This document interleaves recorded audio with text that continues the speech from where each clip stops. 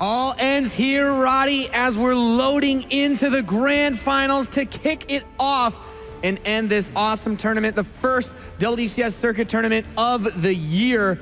And what an explosive set of results we've had. For sure, such a big opportunity for both these guys. So much money on the line. Both of them already secured themselves $8,000. But once you're here, Nate, you want to make it 16. You want to finish first.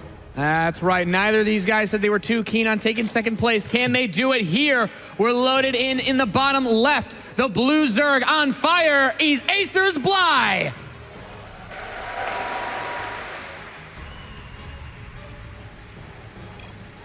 Awesome to see so many fans showing up this early. I mean, it's like 11 over here, so good to see they didn't party too hard last night, Nate. On the right top side of Dusk Towers, we're looking at the main base of our red Protoss player representing my insanity. It is Drogo. Like 2 minutes before the start.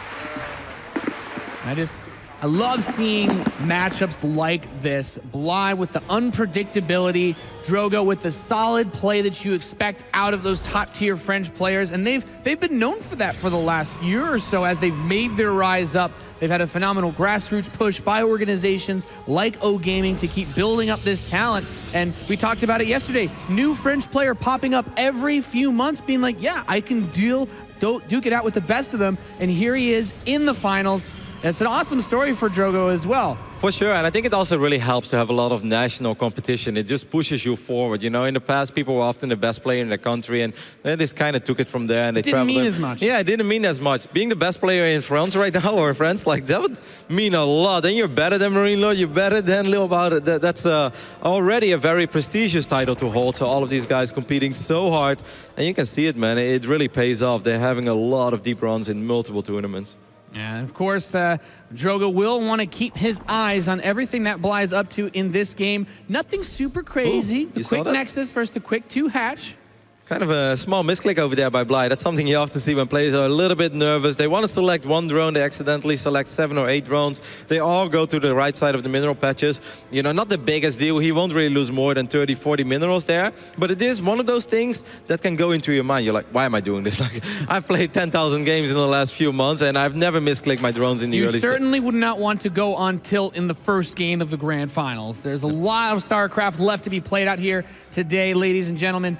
Interesting opening over here. A lot of Zerglings being produced by Bly. It's a gasless opening though, so it doesn't necessarily mean he wants to do something crazy. He was indeed going up against the Nexus first. That's the same Nexus first that Todd predicted. We're going to see that quite often, at least on maps with a pocket expand. So expected to see it on the Orbiter as well. And there's a chance that Drogo has to build a pylon over here. He actually doesn't want to do that, so he's going to have to chase links. Bly's actually going to work on this pylon. He has done this on the arena in the past where he unpowers the gates. I think this time the adapts will pop though. Yeah, very important to finish up those adapts. Of course, it's going to delay the warp gate tech as well, but 2 pylons are on the way. He can run the lings around. He can see, okay, where do you have your pylons? He's forcing probes to come off and fight against these lings. And what's very nice here is that even though maybe Bly's not doing that much yet, empowering the gates is awesome, but it's also putting Drogo already in an awkward position. You have got Zerglings in your base 3 minutes into the map. That's not how you want to start off the grand final. These adepts right now, they want to be making their way across the map. They want to see if they can pick off a drone. Now they're defending against links in the main base, drones being pulled from the natural. I kind of like this for Bly. Like, of course, it's an investment, all these links. But I do think he was able to do quite some stuff with it. Yeah, and our wonderful observer Funka was just pointing out earlier, the income tab, despite that worker count being so close, was a little bit in favor of Bly during that trade-off, as none of those probes are actually mining because they're running for their lives. If you talk about a quick third base, 3 minutes and like 25 seconds or something, and this Nexus is already going down for Drogo on the low ground. Probably pretty damn sure that there is still no speed follow-up here for Bly. He scouted with the probe, of course, and he knew that the extractors were late, so I guess he just feels confident he can get away with this. It's going to set him up for a very, very strong economy. Now the Lynx and Queens are out of position. This should allow Drogo to pick up a couple of drones. Yeah, these adepts get into that third base mineral alliance. They have 2 drones, kills one of the larvae as well. Another great way to harass with those adepts, limiting the Zerg production. As we can see, he's going to use that shade to teleport out. So a little bit of damage, gets out. Lair is now on the way. A few extra gateways, and now 2 Stargates, Roddy. Yeah, we've been seeing this more and more. It was popular in the Korean scene for a while. In Europe, not that much yet. especially not after different tech. This time it's just gateways into multiple Stargates. It's very cool. I'm just expecting a whole bunch of Phoenixes, and then Drogo will slowly but steady transition into Charge Lord Archon Immortal, because that's something he just really loves in this matchup. All right, and I want to ask you, for those people in the audience who may not be as familiar with the changes in Legacy of the Void, what does the double Stargate opener allow him to defend that he would be worried about? Because we didn't see this really a lot in Heart of the Swarm. Well, it gives you a lot of map presence, right? Phoenixes will always be flying around, so you know what's going on the other side of the map. It will always guarantee a couple of drone kills. It will always get a couple of overlords. It will force a reaction out of your opponent. So not only will you kill overlords, not only will you pick up a couple of drones, multiple drones will be forced into spore crawlers. Maybe you can pick up a queen. And something that I really like, I'm not sure if this is Drogo's thought process, but the moment you open up with double Stargate, it's very good against Spire play. At least that's what I would assume. But despite the fact that Bly scouts it, he still drops the Spire. And that's pretty bizarre to me, Nate. Yeah, I mean, Mutalisk's certainly going to have a rough time if he's already putting out 2 Phoenix at a time. And then Corruptors, unless he's going to bully those Phoenix away and try to use the caustic spray on his buildings, I don't know how that's going to work. A bunch of adepts pushing across the map, though. Hydralisk Den has started up, but Bly right now, he's just droning. Yeah, that's actually pretty scary right now. That's a lot of adepts, and there really aren't that many Zerglings here. He's going to try to surround the adepts here immediately. Does he have enough Zerglings over here, Nate? I mean, he's getting this run on the ones on the south side, but the ones in the northeast are preventing some of that surface area. They're going to throw the shades out, trying to get away, of course, on creep. Those Zerglings close the gap so fast. He does clean up most of the adepts, so Bly saying, back it up here. We're not ready to take a fight just yet. It was really good from Bly to keep those Zerglings in the back, and then he was able to jump on top of these adepts immediately. He kind of waited for the shade to fade, and the moment that teleportation would be on cooldown, he was just going to go for it immediately. You do not want to lose any Phoenix. Oh, very unfortunate there for Drogo, forced to use the second lift, but he does get the kill on the Phoenix. Now I really wonder, I don't think it's Mutalisk immediately. That would almost be suicide. Is he just going to bank up, make a couple Corruptors, and then try to win with Muda, Corruptor, and a couple of Infestors? Seems like a good possibility. I mean, he has also, while starting those Corruptors, started an Infestation Pit, so he could go up to Hive. Maybe he's thinking if he has to play the air game, he could use the Vipers with Parasitic Bomb. Completely annihilates most air armies that you can put up that would deal with something like Corruptors. I think that Drogo is going to be pretty surprised when he's going to see 9, 10 Corruptors over here. And obviously Corruptors are very good against Phoenixes, especially if the Phoenix don't have any upgrades. The Corruptors are armored. The Phoenixes, they shoot twice. They really don't deal that much damage to Corruptors. Yeah, especially with the Corruptors having 2 armor by default. So those Phoenix with their fast, light attacks, not quite so strong against them. They'll be pushed back. But I do like the activity out on the map, picking off the drones here and there, denying some of those overlords, and of course they can move faster than the Corruptors, but you don't want to lose those Phoenix. No, first Phoenix will get picked off. The Lurker then is also morphing in the main base of Bly, who's also dropping a Roach Warren right now. Kind of an awkward moment to drop a Roach Warren, but we'll see what he's going to do with it. Sees the Hive, so he gets some information and interestingly placed Roach Warren. Yeah, that as well. It's like blocks the mineral patch. Yeah, okay. Lurker then though coming close to finishing up, so we could possibly see those come into play. Of course, the Corruptors pushing back the Phoenix means lifting up Lurkers is also not going to be an option to help. Is he going to try to go for the Nexus? No. I think he actually could get it. There's so many cards there. He's gonna use the caustic spray. That's a new ability, of course. The Corruptor, after it basically dumps on this Nexus for about 4 or 5 seconds, it goes up to something like 35 damage per second and completely destroys buildings. He snipes the main Nexus of Drogo. Drogo going for the counterattack. He's got the Phoenix moving in. He's trying to pick up some of these Hydras, trying to deny this position. There's no Lurkers here to stop the Zealots and the Immortal. He should be able to get the 4th base, but if Drogo wants to get more, there's a good chance he's going to be in over his head. But he's actually going to warp in the main base. Drogo pretty much just wants to win the game here. But if those Lurkers finish up, I'm not even sure if he has an Observer here. I think it's going to be very hard as soon as those Lurkers are done. And they should fit. Oh, the Observer. He's on top of the Lurkers before they can finish up. He's going to kill 2 of them before they immediately pop. There's the Transfuse. Saves one of the Lurkers. Second Lurker is in the back, dealing a tremendous amount of damage here, but the Hydralisks are getting jumped on by those Zealots. They're cleaving and weaving through everything here. Drogo's army is slowly being whittled down, though he doesn't have any detection to actually kill the Lurkers. Yeah, the Observer is coming. It's very close right now. It's very awkward for Drogo to reinforce. I'm not sure if the Prism is still alive. I'm not sure. The Corruptors are actually going to town on every single Nexus. He's just spitting on all those bases right now. of Drogo, and those Nexus go down so fast. He's forced to use defensive weapons. The natural expansion is being sniped right now. That damage up at 5 and 45 drones have been killed. Yeah, I think Bly's just losing too much. If those lurkers would have finished up, I think it would have been a different hold. But now he just doesn't really have a whole lot left anymore. This Corruptor, will it get the Nexus? Yes, it barely will. gets the natural, and now Drogo finds himself limited to just one base, but with 72 probes versus 36 against the Zerg that barely has some Hydras and Lurkers. This is very unique. Bly has way more bases, but Drogo has way more workers. Talk about an awkward moment. Yeah. These Hydras are going to be able to push the Zealots back for now. I think the Warp Prism got picked off as well, correct? Yeah, we see another one. It's still going to be hard for Bly to bounce back now. Well, 45 drones.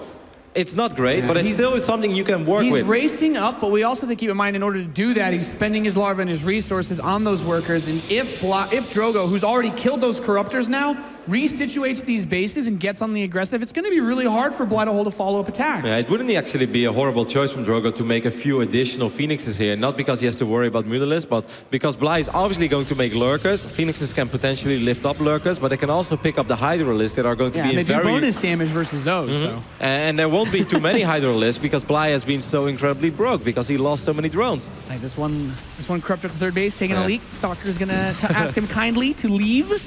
He had a dream, but he's not going to be able to take down the Nexus by himself.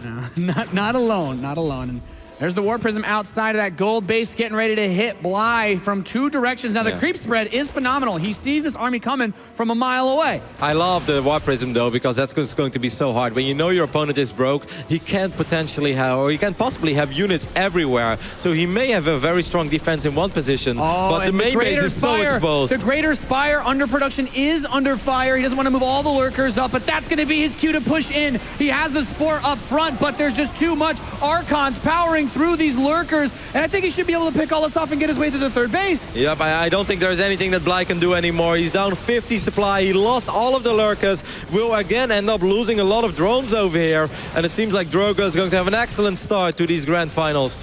Yeah, I mean, this is a map you need to pick up. This is such a good PvZ map. Getting this early on, this first win, is so crucial for him as he mops up the third base and continues to warp Zealots inside of Bly's base. There is one Lurker just barely hanging in there, but he's lost another 28 drones, and Drogo now up almost 100 supply, Roddy. When you have 5 Archons in your opponent's main base, you know you've done something right as a Protoss player. When you killed so many drones already as well, the Lurker then is going to be able to take he's going to be able to take it down, and that is it. GG! Drogo takes game number 1 here at the Dreamhack Zoe Open Grand Finals. Talking about a slugfest already, that good bit of back and forth. We got to see such a cool use of the Corruptors, not only to prevent the Phoenix from dealing damage, but unlike Heart of the Swarm, when you build those Corruptors, you don't have to go straight into mutas. The Corruptors can, well, they rain hell down upon those Nexus by themselves. Yeah, very explosive game. Definitely the type of game we expected in this series. Pretty wild, very back and forth, both players trading punches with each other. I really think if those Lurkers that were morphing, the 4 or 5 Lurkers in the main base of Bly, if those were morphing a little bit just more... needed them a little bit faster, pulled in closer to the hatchery, so he just has more time to get them in position. Exactly. I think if 4 Lurkers finish up and he burrows them on top of the ramp, no Protoss wants to run up a ramp when there are 4 or 5 Lurkers waiting for you there. And then sniping all those Nexus on the other side of the map, yeah, he may end up losing his 4th base, he may end up losing a bunch of drones, but I don't think he would lose everything, and he would kill way more. I really think that Bly will look back at this game and be like, man, I should have morphed those Lurkers in a safer spot than I actually did. Yeah, he lost one of them while they were morphing. One of them died as soon as they finished, and then the other 2 were so exposed. And I mean, we did get to see this great play. I love seeing the Corruptors usage. Like some of the guys, you know, when you watch the streams like Pig, they make great use of this, and it is such a threatening thing because obviously those Corruptors aren't going to kill this army, but you can see right here he's trying to just barely set up this defense. And I love that Drogo doesn't sit there working on that hatchery either. He recognizes that there's nothing here, and if he were to kill that base, these Lurkers would have finished in time to block the ramp. You're spot on, Nate, and I think that's the difference between a good play and a great play. I think a lot of people would go there and try to take out that 4th base, because picking up a 4th base against a Zerg is normally a very big deal, but obviously a much bigger deal is just winning the game if you can, and that's what Drogo did there. It's like, okay, he has nothing here, but he has a very large number of Corruptors, so that means all of his resources probably went there, and he was right. So, good game, though. I mean, there were definitely a lot of... There's a couple of very small things that Drogo did a great job of capitalizing on, but Bly's still putting up a good fight, and now moving to a map which I think most people currently agree really Zerg favored Prion Terraces for game 2. This could be where he immediately, shoots back. Yep, a lot of gold bases on this map, and that's something that most of the time should favor Zerg in this matchup. I think if I'm Bly right now, I wouldn't be too worried. Obviously, you would have loved to pick up Orbital, Dusk Towers, and he got pretty damn close to it, and he will be looking back at it like, man, those lurkers, they could have been in a better spot, maybe a couple of other minor tweaks, but overall, it was a pretty damn good effort on one of the best Protoss maps in the current map pool. Now, however, on Prion Terraces, you definitely want to even things up. That's right. We are loaded into game number 2 of the Grand Finals on Prion Terraces in the southeast. We have the Ukrainian Zerg in blue from Team Acer. Give it up for Bly. Still on fire, Nate. Oh, Even if he dropped the first map. I've been informed by production we do have fire extinguishers on hand in case he takes the championship here.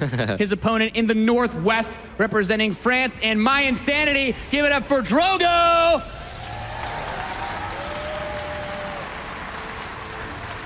I always love Drogo's reactions after the game because I really just feel like it's so easy to read his face. He looks like that was a messy game, but I'm so happy I won it. He has great facial reactions. Think about what we were talking about with Todd and Sean, like just that position where you're gonna later on have to play Olrina, Central Protocol. If this series goes on long, you need to pick up the early wins on these maps where you're a little bit more, have better chance, I guess. And I love this from Drogo, man. He's like, you're going to take a gold base, well, I'm just going to do the exact same thing over here. We saw him try to do this against TLO, I believe. And even though he ended up losing the game, he said it was just because I forgot to bring my mothership core to the low ground. Yeah. If my mothership core is there, most of the time Zerg players will try to punish it.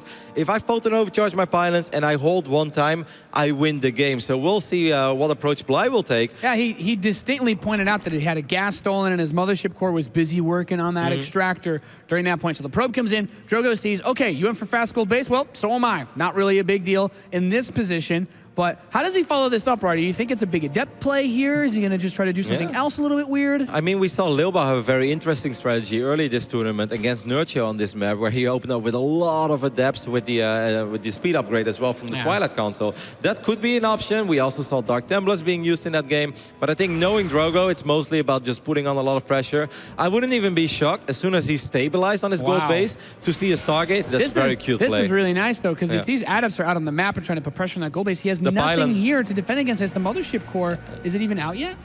Nope, there is no mothership core out yet. He hasn't even started it, doesn't look like. So all of a sudden, these adepts are here trying to get a drone or two, but now Lings are going to run straight into the main base. If he can get the pylon, he can prevent the warp gate, he can prevent it from building any more adepts. The only units right now that Drogo has on the other side of the map. There are queens there to defend. He's going to work on this pylon. 2 more get started up by Drogo inside of his main base. Bly prevents the production, prevents the warp gate. Still no mothership core being built. The surround's actually a very big deal, so he won't lose more. He is only on 14 drones, though. Keep this in mind. Bly right now only has 14 drones.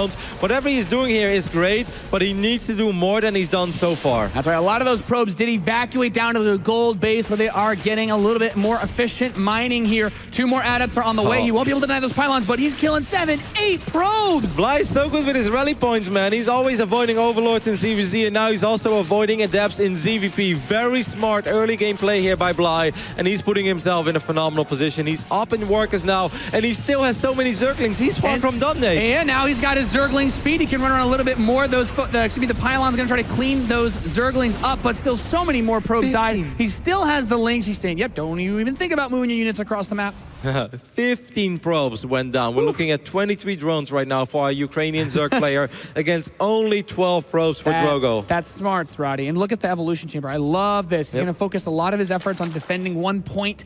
And with the accessibility to Overlord drops, he could just be going for a quick finisher in this game. And once again, I love it because also it's a low economy game right now. He knows that his opponent doesn't have a lot of units. He doesn't have the resources to be able to defend multiple locations at once. So spreading your opponent in is just a very smart thing to do here. Bly has played this game awesome. It all starts with just avoiding the adepts in the middle of the map. If Drogo spots those links, he will never send his adepts to the other side of the map. Like, yeah, they did some good damage, but he has nothing at home, and I always love this. He's got the Lings going over towards that gold base. The Overlord has finished its dirty transformation, dropping Lings into the main. There's no pylon in the main mineral line. He can't actually protect those probes at all. He can't overcharge it, and now the Lings are inside of the main base. He brings the adepts over, so I guess that was a bit of the play that he was trying to make by using the positioning on those forces, but I do like this. You know, Drogo's doing everything he can to claw his way back into this one. Yep, he's doing a really good job, but during all of this, Bly has been droning up, so he's still 12 workers ahead. He took his third base as well in his natural expense, so to speak. So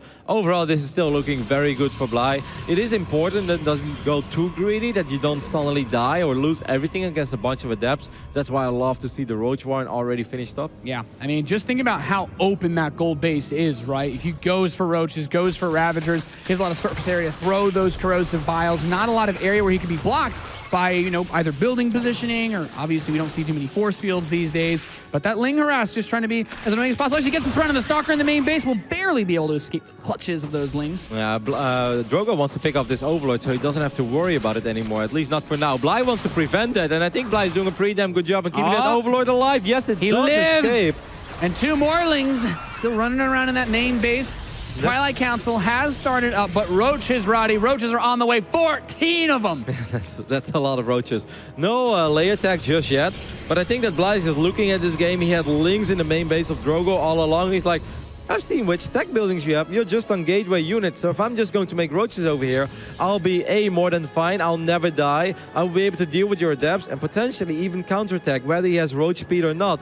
You know, this is Prime Terraces. We're both at the gold. It doesn't take a very long time to run across the map.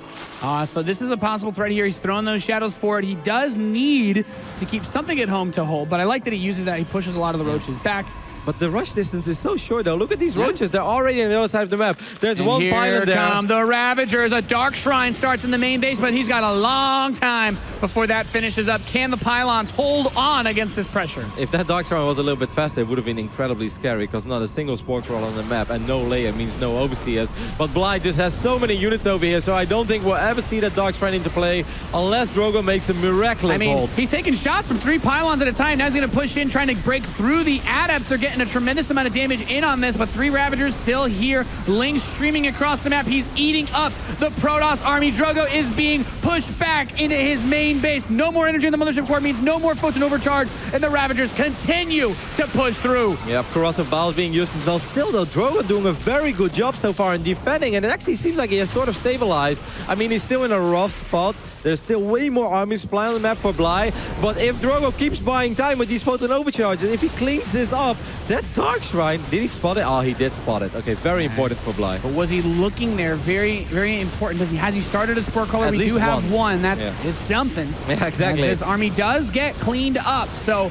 And then a couple more Roaches are going to push in here, but he's got a good amount of Stalkers, and without Roach speed, they can do a little bit of kiting action. Photon Overcharge, so strong if used well, and if you save the energy on the Mothership Core, of course, there's plenty of Photon Overcharge available. He did a really good job with it. I actually think that Bly should have just gone for the pylons, because the Adepts and the few Stalkers that there were... The Dark Shrine is done, and he's still just warping in Zealots, too, so we haven't seen any usage of that. He's so panicked trying to defend against this.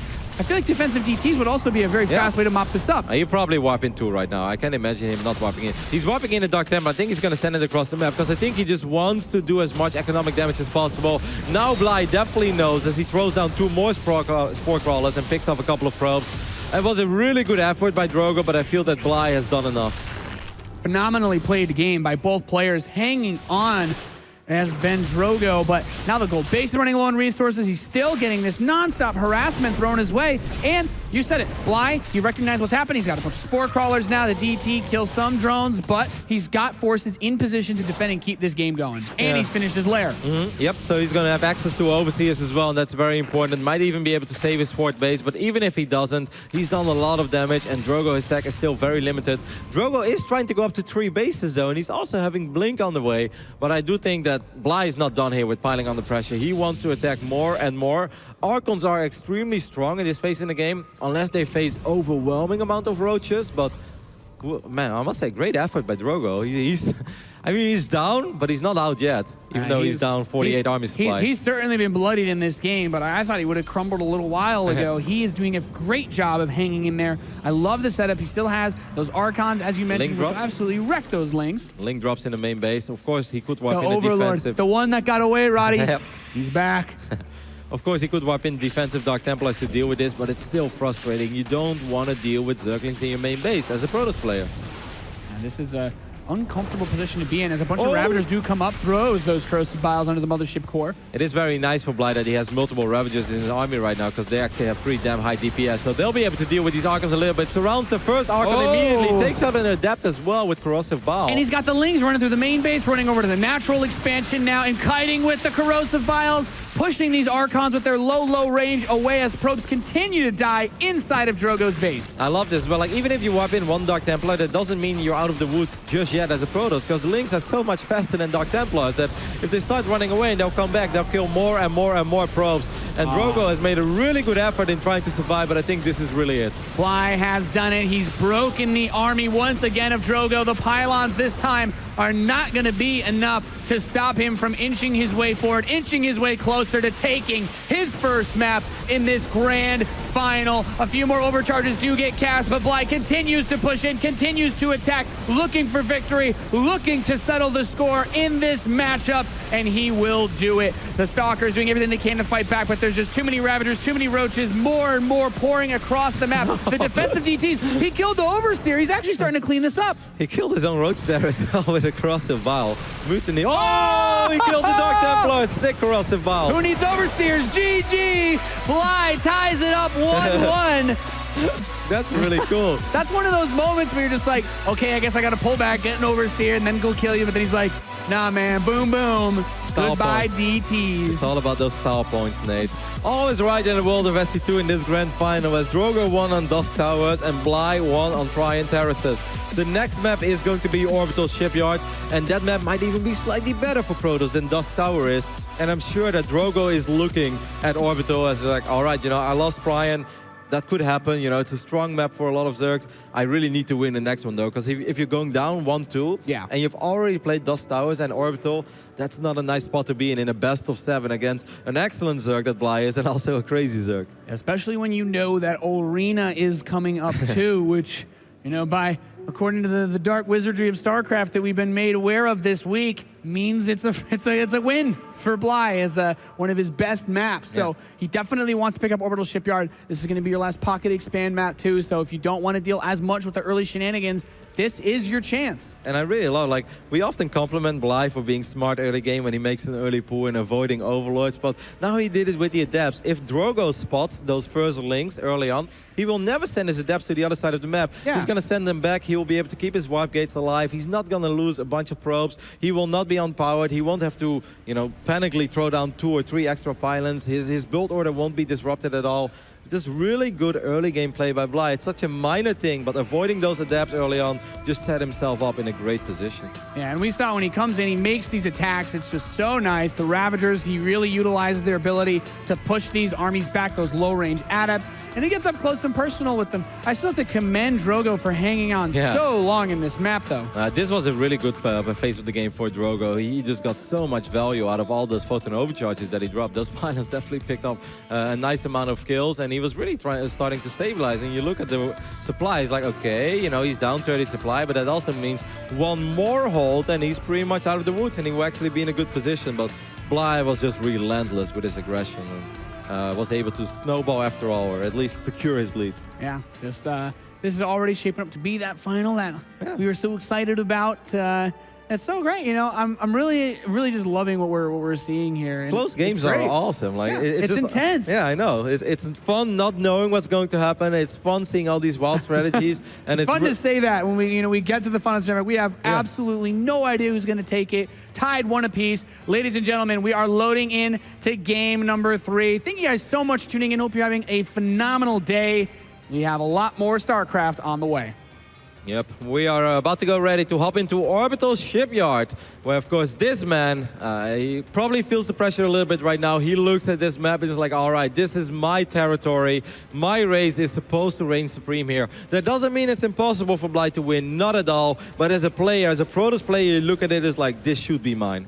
Yeah, and this man trying to throw a wrench into those plans, just tied things up 1 apiece in the bottom left of Orbital Shipyard. Give it up for Acers Bly.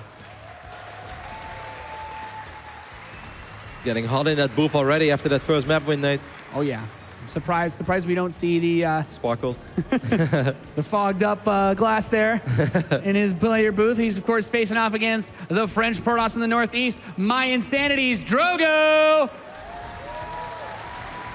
You know, his name is PtitDrogo, but I'm pretty damn sure that Drogo told us during Nation Wars in Paris, I think he said if he wins Dreamhack, he will no longer be PtitDrogo, he'll just be Drogo. Since PtitDrogo kind of means like little dragon, but he felt if he wins a big tournament, he'll just be a dragon. Isn't that like when, I think there was like one Korean named Squirtle, he's like, yeah, I want to take the big championship, then I become a Blastoise, you know? It's like, Exactly. it's like he's just going to skip War Turtle. It's like, this is it, guys. StarCraft players leveling up here. He's like, hey, do you know how hard it is to win StarCraft tournaments? Like, I'll just go Blastoise immediately. It's like, I don't know if I'm going to win 2. Okay, I'll just be happy with 1. That'll do it for me. We see Bly taking his pocket expand first. Actually, no, he took the expand on the low ground first. So it's going to be double hatch gasless once again. I don't think he's going to make the same amount of links as he made on Dusk Towers. It's a pretty damn risky move. And I do not feel that he was in a great position afterwards. He did unpower the gates, and that's nice. But let's not forget that Drogo could just temporarily drop a pylon and go for a full wall off, wait until the adepts are ready, then cancel the pylon. That's an investment of 25 minerals, and then those links will do absolutely nothing. So I think that's why Bly only makes 4 links this time. Yeah, not taking his chances on this map. Orbital Shipyard, much like Dusk Towers, as we mentioned earlier, is one of those maps where you have one ramp that leads into both your main and your natural. Your natural is behind your main base, but easier to hold on to, easier to block off access, and generally causes us to go into the longer games, like we saw in Game 1. I kind of wonder what Bly's doing with those other 2 links that are taking the north side. He made 4 links. Maybe he's just going to try to see where the adepts are going with the Overlord, and then the moments that the adepts are out of position, maybe then he's going to try to sneak these links in. But, you know, it's going to be hard to do something. You definitely don't want to just make 4 links and sacrifice them immediately. Yeah, definitely one of the things that he's going to have to worry about, of course, with this link. She gets in, so might actually get a probe or 2, get some information. The pylon not in range to hit those Zerglings as he runs by. Yeah, Bly always seems to be able to get these kind of disrupting plays going on. Did he get the Overlord? No, right? No. No. Okay, that's very important. Would have been very unfortunate for Bly to lose an Overlord in this phase in the game. Bly will be building a legacy of Overlords getting away from PtitDrogo. He's actually getting some pretty decent value out of just 4 links. On Dusk Towers, he made way more links. This time it's just 4 links. And he's able to pick off 2 drones, or excuse me, 2 probes, and a little bit of lost mining time. And like Dusk Towers, Drogo responds by saying, all right, third base time, let's go. Fire it up. 3 minutes and 30 seconds. It's so extreme. It's so fast. He shows no fear. Yeah, but I guess if you know that your opponent is gasless, there's just nothing that Zerg really can do about it very quick to base if they do not have any upgrades. Or this isn't the Wings of Liberty mass slow link push, Roddy. I've seen Nurture do that in the past, but I do not think that slow links will fare very well against multiple adepts and photon overcharge. Yeah, fair enough. Fair enough.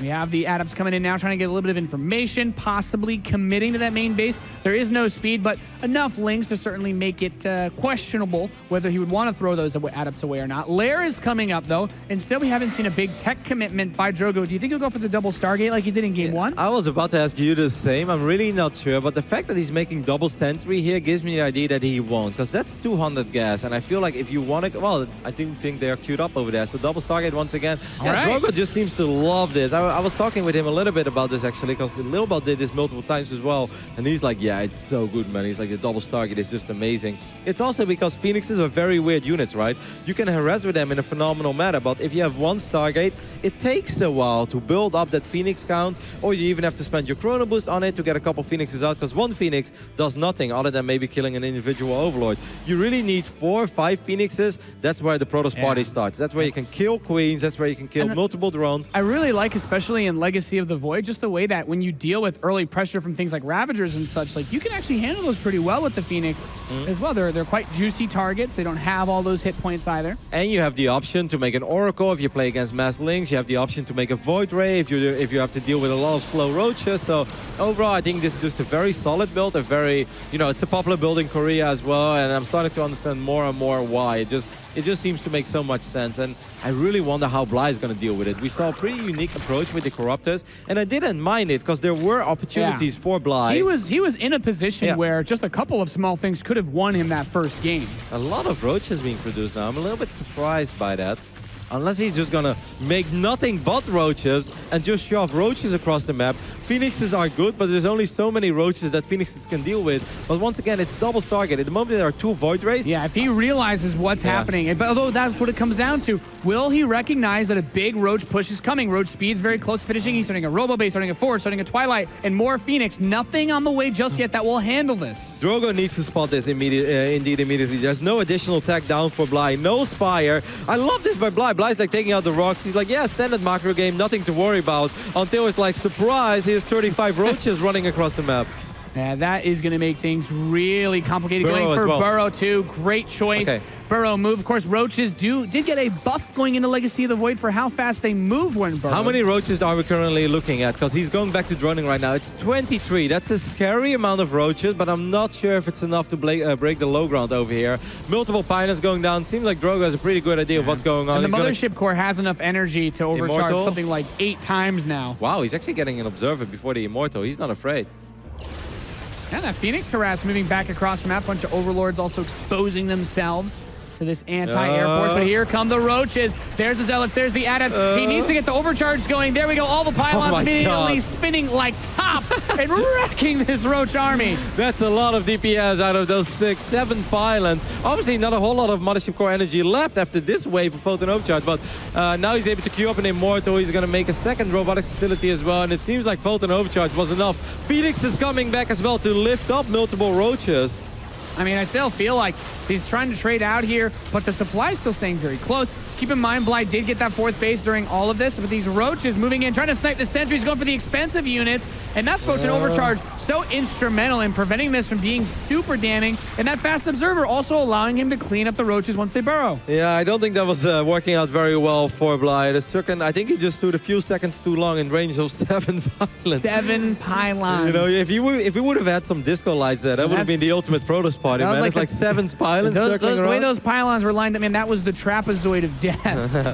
Not want to walk through there. And now the Immortals, of course, great versus the Roaches. And I still love the utility that the Phoenix maintain as this Lurker phase comes up, because they are so useful for just lifting them up out of the ground. That's nice. The Observer's out of position. A couple of Roaches are sharking their way in slowly but steady, probably going to the main base. On Burrow, a couple of in the main, Burrow, a couple of them in the pocket expand. And this is very frustrating. Of course, Phoenixes do help in dealing with this, but with only 1 Observer, this is very annoying to deal with, Nate. This is nice because he also has those Roaches right outside of the 3rd base too, so maybe he'll come around to the left. He's going to hit him from the left, hit him from the north, hit him from the east, every direction at the same time. He's everywhere, and these Phoenixes have to be brought home because you cannot deal with multiple Roaches unless he's just going to keep them there until Drogo decides to move across the map. Nah, he's just going to go for it right now, and I think that Bly should be able to kill 15, 20 probes over here. Yeah, this is a super frustrating position to be in for Drogo. 18 probes have died in the making of this game. 15 Hydras are on the way. He's got the Lurker Den finishing up behind this. Wow. Immortal production is going, but he's taken critical damage. 29 probes have been destroyed in the last 30 seconds of this game. 39 workers versus 60, Roddy. I love it. Bly's attacking 4 locations at once. He has Lurkers going, or at least soon on the other side of the map as well. It would have been really crazy if those Roaches would have been able to take out the 4th base. That's not going to happen. You want to be careful with those Hydras, though. That's a lot of Phoenixes. I guess it's just barely enough Hydras. Yeah, I don't think he wants to contest that just yet. There's still Burrowed Roaches moving around, finding opportunities to get damage done. Still Roaches in the natural, Roaches in the 3rd base. And look at that juking, jiving, sliding under those force fields. He can't catch him. Yeah, I'm loving this by Bly. He's buying so much time for himself. Immortal Archon Zealot is extremely strong, but it does struggle with very strong defensive Zergs that have a crazy amount of Lurkers that also have some static defenses. There's so many Hydralists. Therefore, now, just a ridiculous amount of Hydras, but the DPS of this army is insane. If you don't have Storm, if you don't have Disruptors, I'm not sure if this army can break it. I mean, this is a powerful army, don't get me wrong. It really packs a powerful punch, but you know, if there are 6, 7 Lurkers there with all those Hydras behind it. That's what I was going to say. As time goes by and the Lurker count increases, this becomes an impregnable defense. Like, how are you going to break this with so many Hydras behind those Roaches?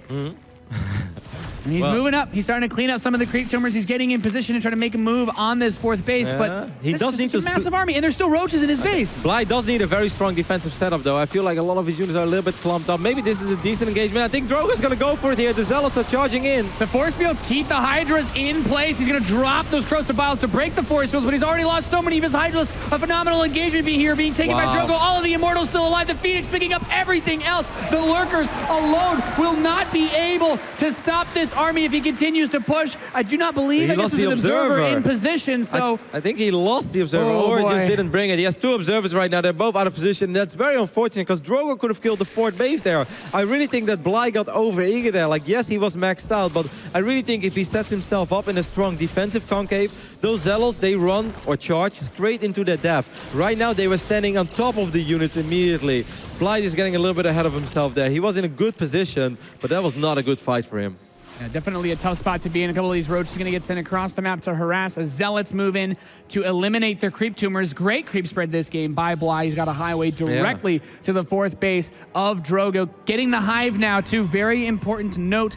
I'm very interested to see where he will take this next phase of the game. Bly is still up 12 workers during all of this. He was just mining more. He also secured the 4th base. And let's not forget, the reason why Orbital Shipyard is a rough map for Zerg, we didn't really touch up on this too much, is that it's just hard to secure your 4th base. A lot of Zergs complain about how incredibly difficult it is to get up to 4 bases. You have to take out the rocks, and often Protoss will hit you hard. Before that, Bly managed to get through that stage of the game. He's on Hive Tech right now, something that Todd mentioned as well in the start of the game. Bly is not afraid to go Hive Tech anymore. He's not afraid to use spellcasters, and that's why he just became a much better player overall.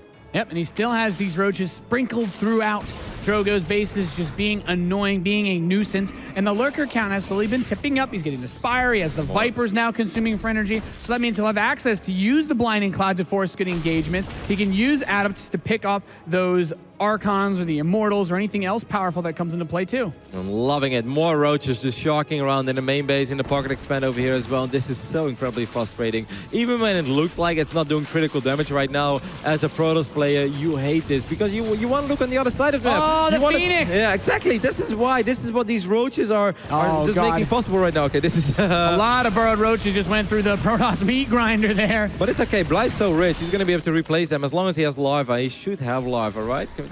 Ooh, Warp Prism in the main base. Yeah, he has enough, but there's the Warp Prism inside of the main base. He's warping in a ton of forces, and he's going to charge into the Lurkers at the same time, so he pulls back. That's a lot of Lurkers to deal with, but as soon as he runs up to handle these Zealots, he could go for that attack as well, and the Spire is going to be taken down right as it finishes, forces the cancel, and a restart. I love that snipe on the Spire, because the last thing ever that Drogo wanted to deal with right now were Brood Lords. You don't want to allow your opponent to get up to Brood Lords that easily. Look at this army. It would do absolutely nothing, and Drogo has not been that rich, so he can't drop like a Fleet Beacon and start 3, 4, 5 Tempests right now. So buying time and delaying Brood Lords is very, very important. Yeah, he's taking a lot of damage from these Lurkers, though, as the Observer has to get in position. They're going to throw that Blinding Cloud, trying to push him back even forward. There's the Abducts grabbing those Archons, pulling them into the army. There's still a lot of Immortals to unleash hell on this force. The Zealots are still getting up close and personal. He needs to move the rest of the Lurkers, as the ones to the east have been eliminated. I think this has been going pretty okay for Bly. He lost the 4th base. That really hurt. He needs to go back to the Lurkers. Where are they? He burned them on the ramp. Yeah, he lost that 4th base. The Warp Prism is going to fly straight through this Spore right now, too.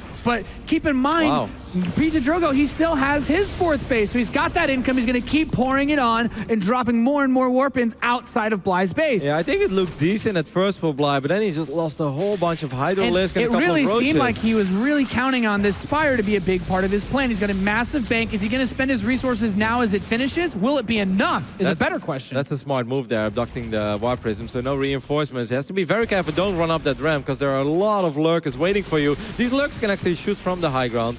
Won't kill these high HP Protoss units. The Zerg siege tank here, Roddy, saying back away from that cliff. He could potentially make like 18... if he had larva, he could have made 18 Mutalisk at once. He's trying to get the mutas out. This is going to be rough to spot for Drogo. Like, how nervous is he supposed to spot? Obviously, the Archons are going to be very strong. I kind of feel that Bly is saying like, hey, I want to turtle on Lurkers and try to engage some sort of a base trade with my Mutalisk. Obviously, he knows that Drogo has 2 Stargates in his main base, so you don't want to show like 6 Mutalisks. Like, hey, here they are, you want to overwhelm your opponent immediately. Oh, that's such a great scout. He sees the mutas. He knows. And immediately the fleet bacon on the way. He's got a hatchery in the bottom right. Phoenixes. He's caught sight of it. And more mutas continue to come out. Storm is very close to finishing as well. I would love to see another defensive Archon here in the main base. You do not want to see those Stargates be unpowered. You do not want to end up losing a lot of probes over here. It's very important that he just buys time. He's going to bring the Archons back from the other side of the map. One Zealot found the hatchery as well on the right bottom side. Look at that Anchor Archon. I love it. Big Daddy Archon saying, stay away from my Stargates, you dirty mutalisks. And here they come as the Phoenix start to come out. Fleet Beacon is completing as well.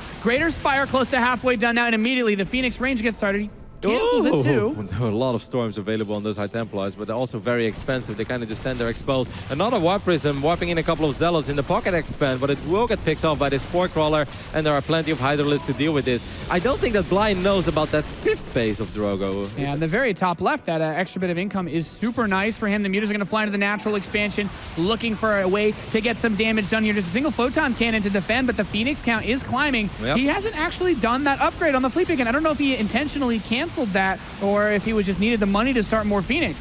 I'm not sure. I mean, he's chrono boosting the Fleet Beacon, which gives us the idea that he doesn't want the upgrade.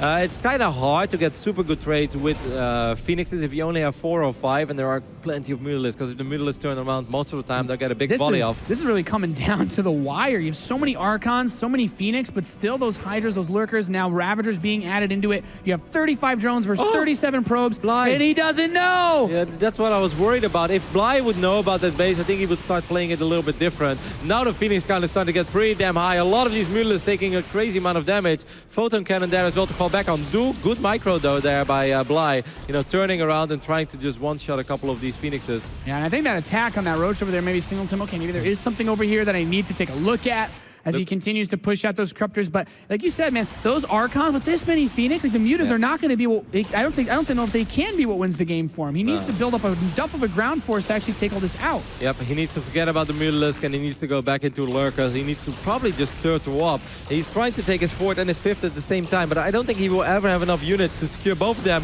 Drogo going to be able to pick off all these Mutas here, and he's not going to end up losing a single Phoenix. Let's not forget, these Phoenixes can be useful again in a bigger fight. Maybe lift up Lurkers. Good up dogs. Very good up dogs. Coming for a field trip, these Immortals, as they continue to get pulled back. Grab a Ravager on the way out. Well, 2 Immortals do survive. The new Immortal shield pretty damn good. Yeah, it's great. I mean, great soaking up just a ton of damage at once. But does Bly have enough to defend though? And I love this. Couple of Zealots in the right bottom side. Yeah, this really frustrating. He doesn't even have any drones there. He's got Broodlords on the way. Keep in mind, there's a Fleet Beacon and 2 Stargates. If he wants to go into Tempest, he has that option. Of course, with Vipers being on the map, it comes down to the feedbacks as well. But such a scrappy game we have here, but I feel like that top left base is everything for Drogo in this game. No, really, that is his saving grace. He's mining so much. I do think that Bly should sort of know about it right now, even though he didn't really see it yet. I don't think that Bly can take more than 1 base at a time, as sad as it sounds, but with the way that Orbital Shipyard is designed and the economy that he currently has, he really needs to just focus on building up a stronger army, get closer to 165, 170 supply over 1 base economy, and that's very painful and very slow, but he just cannot take his 4th and his 5th at the same time unless he completely sacrifices his main base. And he sees the first Broodlord. We have a Tempest in production, Roddy, as he continues to pick off drones, and the natural expansion of Bly, denying the gas income, denying the minerals, and this is just such a frustrating position to be in for the Zerg player because Drogo, he's got all the money he needs. Look at the amount of drones that are left. 1 parasitic bomb does go down. Good micro there by Drogo, immediately splitting up that Phoenixes from the rest. There are only 16 drones remaining. Look at the amount of workers that both players have killed in this game. It's been a slugfest. 72 drones went down, 66 probes went down. Bly has had enough. He just wants to fight right now before the Tempests are out, but I think with 2-3, he has double Stargate, right? Why is he building 1 Tempest at a time? I don't know, Kev. He could be building 2, and he's going to pull that Mothership Core back. And, I mean, he really had to have, I feel like a little while ago, cut the head off of that economy with the Northwest base. Unless he goes and punches that back right now and returns home without losing anything, I don't know what he's going to do. This army for Protoss is just getting better and better. I think it's a lose-lose scenario for Bly right now. Like, if he commits to a fight, there will be 3-4 Tempests. They'll start chipping away at those Brute Lords. If he loses the Brute Lords, he loses the game. If he goes back, well, that 5th base is still up and running. Yeah, once again, I really think the best thing he can do is focus on a 1-base economy and just try to build up an army, even though it's going to take a long time. That is a scary-looking Protoss army, though, to deal with, man. Yeah.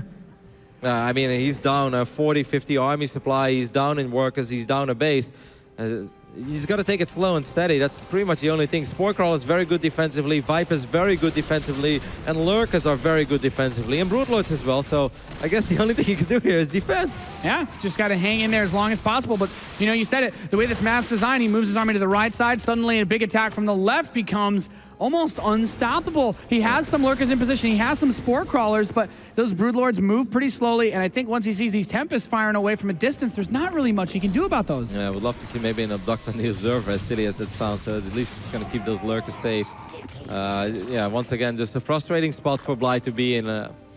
A big mothership even on the way right now for Drogo. Drogo's army is just getting better and better. I wouldn't be shocked to even see him throw in a carrier or two. You know, if Bly's army will grow over time, there's nothing wrong with adding carriers to your army composition right now. It takes a while to get them, but there's a reason why it takes a while to get them. It's because they're really good. Yeah, and these Zealots are going to deny that base one more time.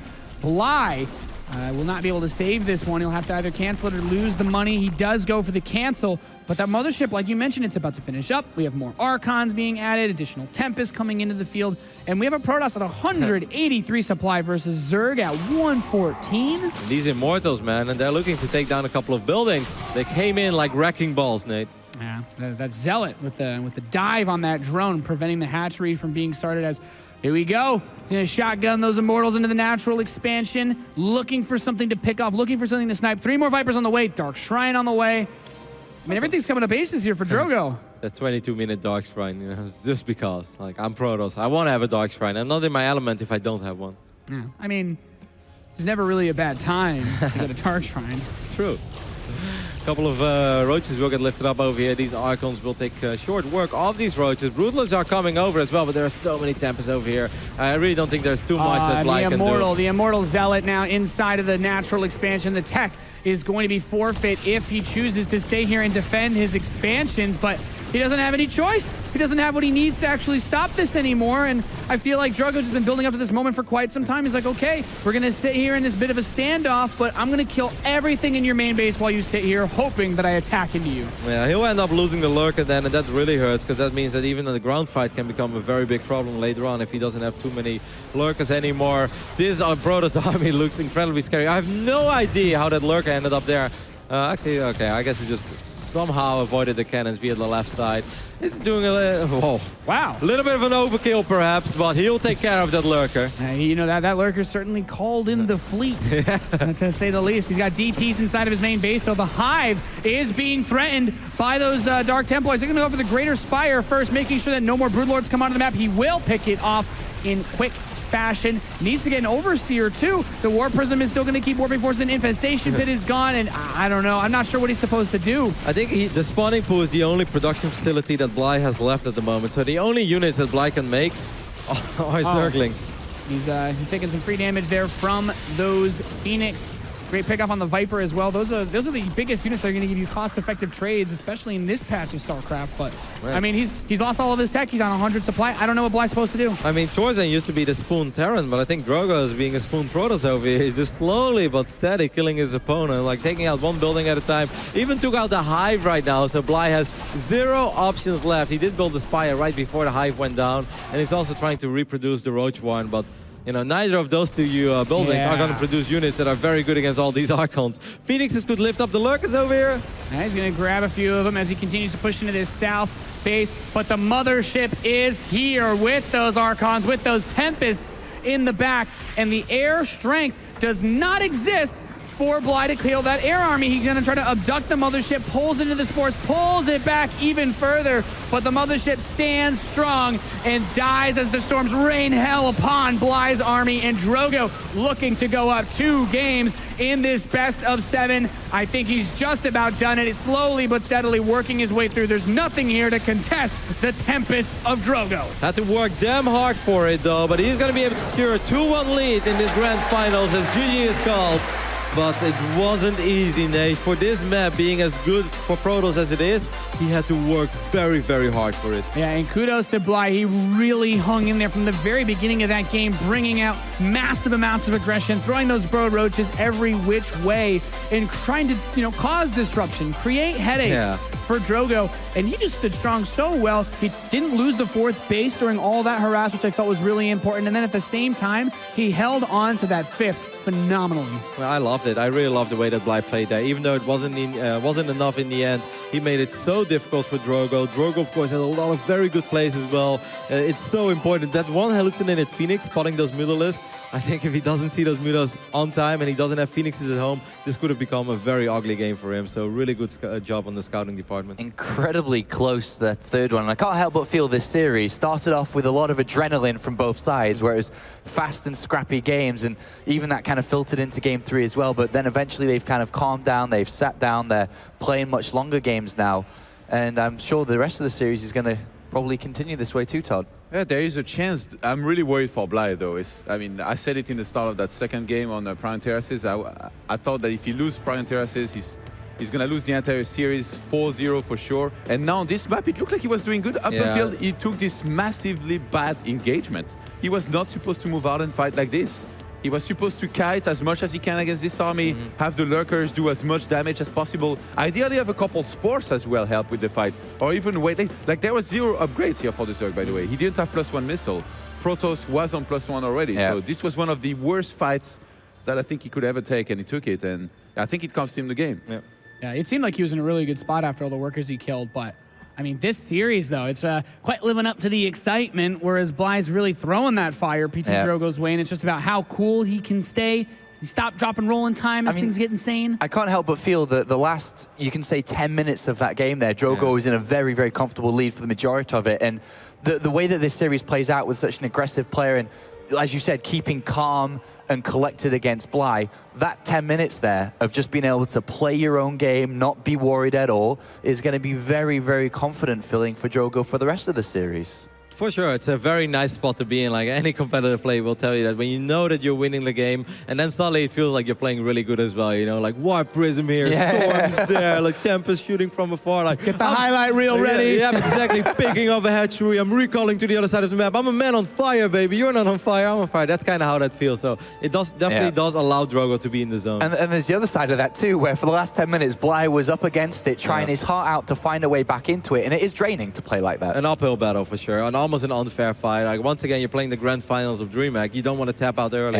You don't want to be that guy where people on the forums like, was it really necessary to leave there? Like you don't want to be in that position, but yeah, that was unwinnable at a certain point. And it's always good to get that comfortable lead now where you can be like, okay, I am 2-1 up now in this series. Because usually when you win the first game, you're like, all right, well, it's still, a best of 7, but now it's like 2-1 up, starting to push away from this guy. It's a good position to be in. Absolutely. Bly may be the one that starts getting desperate here, that starts cheesing maybe a little bit more, or going into Mutas. Remember, Bly in Heart of the Swarm, Wings of Liberty, he loves his Mutas. Him and Nurture, always going for them. Now, we've seen him try to play some Spire. He hasn't walked out yet. Maybe he tries a different version of the Spire. I still feel a reset coming in this series. We are going to Arena next, basically where Bly, he lives in Legacy of the Void is what we're going to be seeing. I'm expecting the madness. All right, let's get into it then. Game number 4 between these two. Let's continue on with the best of 7.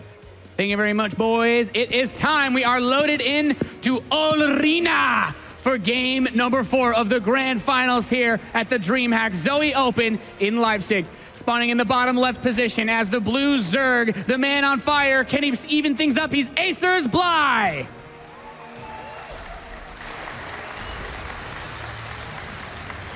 And on the left top side of Arena, we're looking at the main base of our red Protoss player representing my insanity. He's up to 1. It is PtitDrogo. Soon, no longer PtitDrogo. Just a Drogo. As he faces the king of Arena in his castle. This is one of those maps that so many people kind of say, okay, I don't like playing this map because you have to do so many weird things. You get so many weird strategies.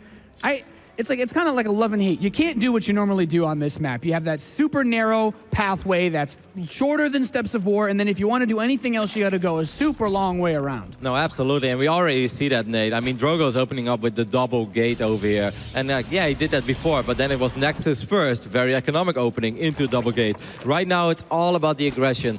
Drogo was a very big fan of opening up with 4-6 adepts, followed up by a Stargate, all on one base, and just dealing a lot of economic damage, or at least keeping your opponent's economy in check. And I think it was extremely good at first, when it came as a surprise. But I feel these days, Zerg players, when they see multiple adepts, when they see double gate opening of one base, they already start throwing down the supports, because it's like, well, there's only so much you can do over here, buddy. And if you don't deal the economic damage that you're looking for, things get very rough with the opening that Drogo has chosen. So we'll see how this plays out. And it's funny that when you think about this, when we first started seeing buffs come to the Adept and the Legacy of the Void Beta, you start seeing a lot of this stuff. It's like, okay, there's two gate Adept openings, where can we find the aggression? Where can we make it work? A lot of those builds that people were thought a little bit more crazy, that don't work as well on Dust Towers, really shine on Ol Arena. And already these links are coming across. He's got the Adepts coming out. Who's going to get the better side here? I think he could cancel this pile and the one that's in production, but then I think he's going to have to go back. There we do already see. I do like this, what Bling is, well, excuse me, what Bly is doing over here. I'm always thinking of Bling.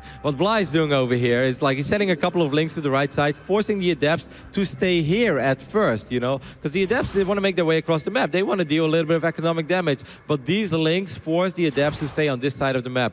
There we do have the Stargate, by the way, and I'd be really shocked if we don't see Spore Crawlers in time. I just feel that this is almost predictable. As crazy as this build is, on this map, it's not crazy. Yeah, Adept Oracle, very, very popular as far as aggressive openings go. And then Stargate playing general Arena, you have such a short air distance. Not getting the links in is really important. PtitDrogo denying that information. But, you know what, Roddy? Bly's a smart guy. He's thinking the same thing as you. He's like, you know what? Yeah, Spore Crawler seems like a pretty smart move. Yep, because if you don't go for an Oracle over here or Dark Templars, like if you don't do something that at least does economic damage, you'll fall behind. In the previous games, Drogo went up to 3 bases at 3 minutes and 20 seconds. Right now, it's 3 minutes and 30 seconds, and his natural is halfway done. Like, that's a very big difference. So obviously, there has to be a follow-up. It seems like Bly wants to defend with Queens in the natural and the Spore in the main. And with how much we talk about, we hear about Bly on this map, Bly loves these crazy scenarios. That's kind of always how Bly takes even normal games like on the last map. He wants to make you play his game. Don't let your opponent get into his comfort zone. Don't let him get into a rhythm. And Bly controls the tempo of the game by keeping up this constant pressure on a map as awkward as this. The lanes are going to run by. He's going for the main base. Adept is there to block Sten. Back it up. But at the same time, the Oracle comes into the natural space. He loses it. And he loses it to the Queens. And the Lynx continue to focus on a few probes back over here in the natural. But you know what? Drogo doing a pretty good job of not losing anything in his own base during this. Yeah, Drogo did very good here in defending. It's so important that that Adept wasn't misplaced, because if those speed links run into the main base, I really think it's almost curtains. He's going to lose so much economy. He would have been in a very rough spot. But losing the Oracle, that's painful. Nobody ever wants to trade an Oracle for only 3 drones. You always hope for more. There are still Spore Crawlers. I still like this position for Bly, but Drogo definitely handled the links very well, because that could have got very ugly very quickly. Yeah, and PtitDrogo is still pumping out more Oracles. So he's keeping in mind, I would imagine, in case Mass Ling was something that Bly were to go for. I'm not entirely sure. He also lost moving out with just a bunch of Oracles and Adepts, because it's very hard to deal with that with just Queens and Lynx, because both Oracles and Adepts are very good against that. But Bly already has the Roach Warren. It's almost done. And oh, that's actually a pretty cute. He's trying to block, but he doesn't get into position in time. That Spore Crawler not quite rooted. He's going to let it finish. He's going to let it finish. These Adepts are going to show up in the natural here from Bly. Yeah, and the Oracle comes in from behind as well. Both Oracles with those Adepts on hold position, so every drone in range will get attacked. Wow. The Oracles are just going to work on the Roach Warren, apparently, for a little bit here. Some Roaches, 5 in production, but Adepts swing over to the main base. And right now, we're really seeing PtitDrogo. He's making something happen here. He's getting some chaos caused, and he's up in workers now while he takes his 3rd base. Yep, this is all that he was looking for, and he's actually doing a phenomenal job in everything. Like, it's 46 probes against 33 drones right now. Bly's going to have to go back to building a lot of drones immediately. He may think about counterattacking, but that would be the wrong choice, especially now that we see that the Void Ray is on the way as well. Yeah, without Roach speed especially, there's no running past that Void Ray, even if we see just a couple sentries do get warped in. So with this map, the way that it's set up, unless you're going to break those rocks, if you try to move through that tiny choke point, you'll get force fielded in half and lose everything. I mean, Todd said, I think that Bly's getting a little desperate in this series. I don't think he was too desperate after losing on Dusk Towers and Orbital, but if he ends up losing on the Arena and he goes down 3-1, yeah, that's where things start looking very very rough for him. And that's 4, not quite in position to actually protect those drones. The Oracle's shark in one more time. Void Ray production continues. He's going for Blink as a follow-up. And where is Bly going to go when this lair finishes? Probably just Hydralisk and Lurkers. I think that's the most logical choice, especially on this map. It's pretty damn strong. It doesn't take a long time before you can allow your Lurkers to put some serious pressure upon your opponent. That's probably what I would just do. Hydralisk, make queens, drones, and just take it from there. 7 Overlords at once on the way for Bly now. That's, and he lost a few to the Void Ray here. yeah, but 7 is still, I think, pushing it a little bit. That could have been a 6, 7 drones. He just likes supply, Roddy. Yeah, I mean, nobody wants to be supply blocked on a big stage, right? Yeah, that's true. That's what my nightmares are made of. Some kids dream of tigers eating them. I dream of being supply blocked on the big stage. I say that's your name. So my reality is just being supply blocked all the time. Oracle's making their way over here, trying to look for an opening. Shouldn't really do a whole lot. So important, by the way. He's got a lot of gates coming in, too. So he could be firing himself up to go for a big play with Blink finishing. I mean, in the old days, Drogo was like Lilbao. He loved his heavy Blink Stalker attacks. But with the Hydralisk already done, if he wants to do that, he's going to have to hit very quick, very soon, and very hard. I do love the multi-prong over here. 2 Void Rays in the main, 2 Oracles on another side of the map. That's just very cute play here. And he's using the map so well. You have a very short air rush distance. He has to move that Spore if he wants to get him. But even then, if he moves the Spore, the to kill that. And the Queens have to come up, attack. We see the Stasis Ward's really great tool for preventing. I think it's just so nice when you're forced into multitasking scenarios where you don't even have to look. You know, the Stasis Ward will trigger on its own, and if your opponent doesn't send 1 unit ahead, you know, you can freeze their whole assault. If there's no overseer, especially. Drogo is just playing this game phenomenally well, it looks like. I'm quite concerned for Bly in this position. Yep, I'm starting to get a little bit concerned as well, but it's definitely not over. Bly does have a 4th hatchery. He does have a bunch of Hydralisk, and right now there isn't something that completely destroys Hydralisk. Yes, we've got a lot of Stalkers. Yes, there are Sentries and Guardian Shield as well, but there is not, you know, there's not a Disruptor, or there are no storms raining over all these Hydralisks. A couple of Lurkers are, Ravagers are morphing as well. Drogo's just gonna go for it forward. Yeah, he blinks on top of the army. The Ravagers are gonna finish up, throws the Corrosive Biles, but so much Protoss is moving in. 121 supply to 109 as Bly continues to fall back towards his third base. The drones coming off the line, but the Oracles are here too. More Hydralisks finishing up. He's got so much in the air. On top of this, though, and the Oracle's instrumental in shutting down this defense. He's up 30, 40 supply. Drogo potentially putting himself 1 game away from winning this championship as he mops up the natural expansion. There's nothing here for Bly to stop this attack. He lost everything. They lost all the Hydras, lost the Ravages. He wasn't ready. If this would have come 30 seconds later, he would have been, but GG is called. Drogo up 3-1. A phenomenal play on Arena, a map that we talked about before this. A lot of people saying, hey man, this is where Bly reigns supreme. The game gets weird, but PtitDrogo making those cute adjustments, the heavy Oracle play, the harass, using the Void Rays to poke, just opening up so many opportunities for himself. And I love it as well, you know, that killer instinct we often talk about that Lilbao has. Drogo showing it there as well. Makes Blink Stalkers look like, actually, I can win that fight, and he just capitalizes on that opportunity immediately. Blinks on top of that army. There were 7, 8, 9 Hydralisk on the way. A couple of Ravagers were morphing. If all those units finished up, all those units stand there, there is no way in hell that you can ever run through that alley, that you can attack with Blink Stalker Sentry. But Drogo just hit at the right time. If it comes 30, 40 seconds later, it wouldn't work. And he just did a great job in harassing all game long and just creating chaos. I think Bly one moment slipping up a little bit macro-wise, you know, making 7, 8 Overlords when you're not even supply blocked. That's, you know, those Hydras could have been there faster. The panic Overlords from Bly there, and just a great spot to be in now. Drogo is so close. And you think about the map pool, it's like, okay, rest of the maps, maybe you would have preferred to play another game on Orbital or Dusk, but he only has to pick up 1 more to advance on it. I mean, this fight, you talk about the killer instinct. He sees, he smells the blood in the water, and he just jumps on it. Look at the production tab. 7, 8, 9, 10, 11 Hydralisk, a Queen, Ravagers were morphing, 10 Lings, Spore Crawler was repositioning. Like, Bly could have held this if those units would have been out just a tiny bit quicker. And this is also a crazy attack because there's no Warp Prism over here, so all the reinforcements come from the other side of the map.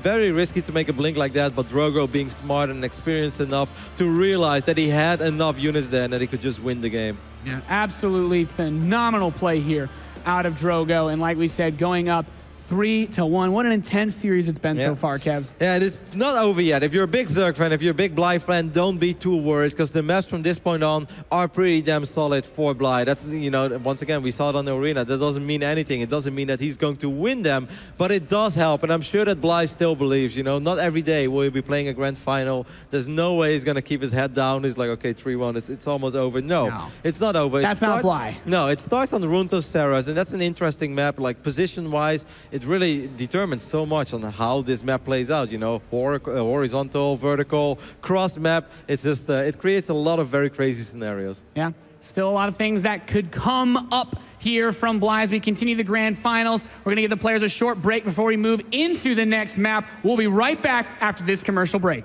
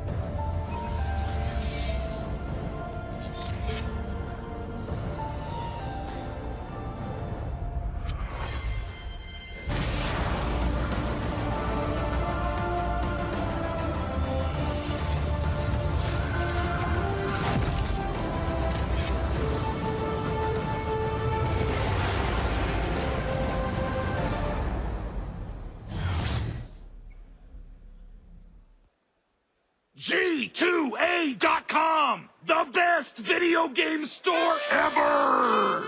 Fast as lightning, solid as a rock, cheap as duck! What's more, you can sell on it because it's also a marketplace. Remember G2A.com, the best video game store ever!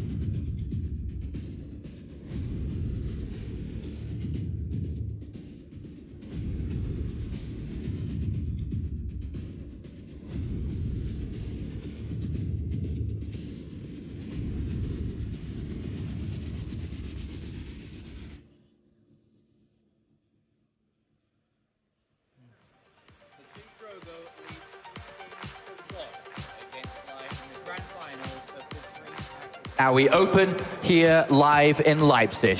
Who's going to take the grand finals? Because the Frenchman is on match point for every single game as he looks to take his first championship here in Germany. The Dreamhack star is available for one of these two. And we're going to have to see a big comeback from the Ukrainian. Bly, who is down and is looking a little defeated. He's looking a little bit outmatched here, Rotti.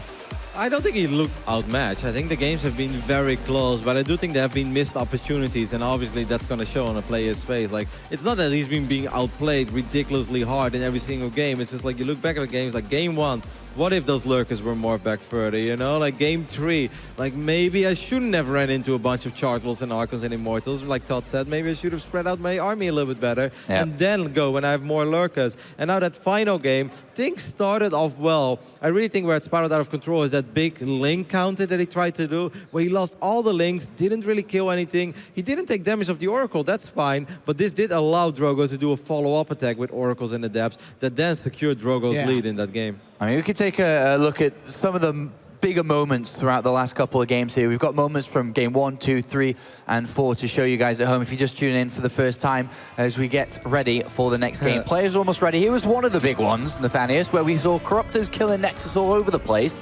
But unfortunately, he didn't have anything at home to keep alive. Yeah, this was that key moment, right, where he's trying to barely hold this off. His Lurker Den finishes as this attack is hitting him, and almost into panic, you know, he starts to build those Lurkers, but they're too close, and then moving forward, like, it was just not enough. And then game 2 here, Todd, was a bit of a crazy one. Yeah, Drogo, sadly for him, did not see the links pass him by. He said, I think he tweeted something saying that he accidentally cancelled the Mothership Core, which makes sense because he was supposed to have Mothership Core as well to help against this. So from there, he fell behind. Bly snowballed very nicely out of control. And this is what we expected going into the series. You know, Bly to try for some aggressive timings early on. If he's able to make something work, then he'd be in good position. This was really good. Like, I really don't understand still, like, how he lost this game somehow. I feel like after you've killed this many probes in the mid-game against PtitDrogo, you should be able to make the right moves to secure the game, but Bly took such a bad fight in that previous game that he just put himself in trouble. And here Drogo, much in a Lilbo-esque style, just goes for Blink Stalkers after the initial harassment that did a lot with the Adepts and closes it out very nicely to take the 3-1 lead. That's where he finds himself up 3-1 with the victory on the last map, All Reigner, which is a map that Bly's had a lot of success in. Not just this tournament, but in other tournaments online and offline. And unfortunately, he's lost that. And now he has to win every game in a row to be able to find his way back. If he wins on Runes of Ceres, which is our next map, the last 2 maps are Central Protocol and Lerila Crest. So I think he'd have an all right chance. But winning on Ceres here is going to be a big, big test. Like, there is no room left for mistakes. Scarlet did enter the booth during the break there where the players had to give him some words, some advice, hopeful, some encouragement as well. What do you guys think she said? You're on fire, man. You're on fire. Don't get put out. Man, don't get too hot, you know. More drones, probably.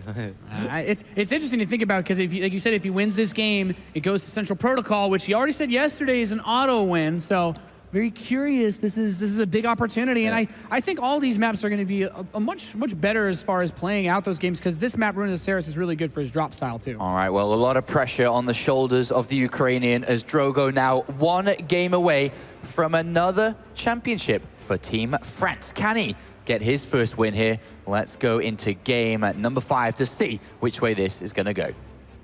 Thank you very much, Sean. It is time to continue the grand finals. We are loaded into Ruins of Ceres with horizontal spawns spawning in the top left position. We have the blue Zerg player from Team Acer. He's Bly.